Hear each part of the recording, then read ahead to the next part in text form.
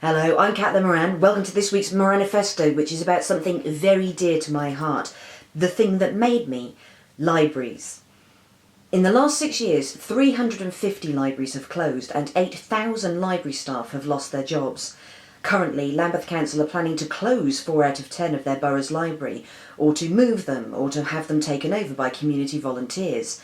There is a campaign called Defend the 10, which is trying to prevent this with sit-ins and marches.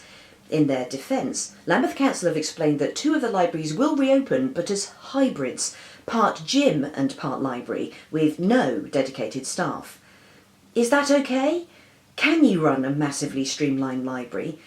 Isn't that better than nothing? I returned to my old library in Wolverhampton recently and found that austerity cuts had led to nearly everything inside it being removed, or near enough to make no difference. Most of the stern, tight shelving that I remembered, formerly packed with books on history, geology, politics and poetry, was gone, and all that was left was scant racks of Andy McNab and 50 Shades of Grey. There were so few books, so weepingly few books. To the side there was a single lonely carousel which was labelled Classics.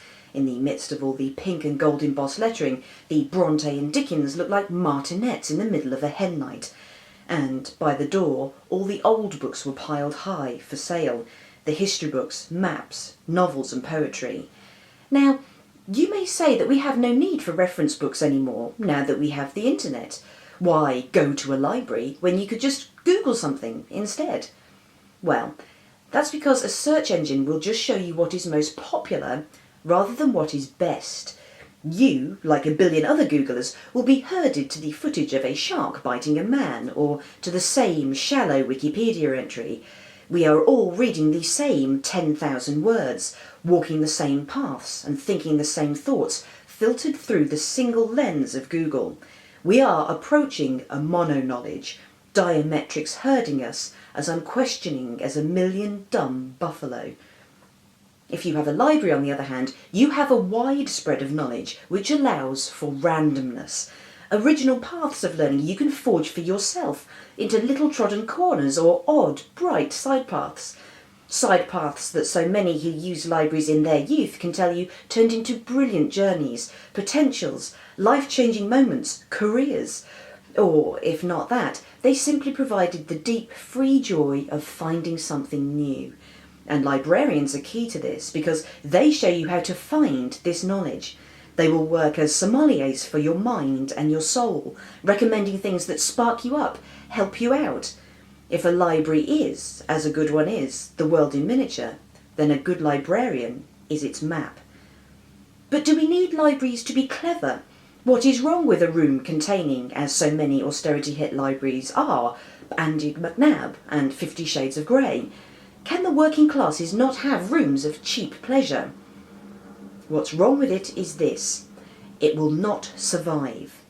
If you take the intelligence and knowledge out of a library, if you take away the purposefulness, the usefulness, so that it is only filled with sugary treats, then when the next round of austerity cuts come, that library will die. No one will fight for it because no one can fight for a room like that. How could you argue to put money into that neutered, monosyllabic, intellectually sterile room when there are hospitals and schools?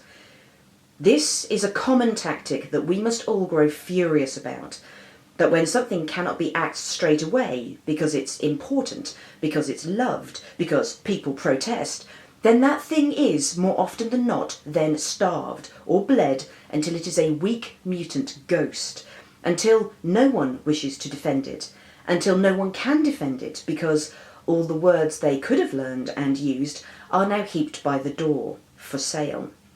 Until one day you will walk into your local library and cry, "My God, my love, what have they done to you?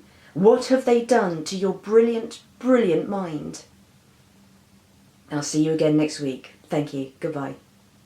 Everyone out there has one idea that would make the world a better place, and I want you to tell me yours.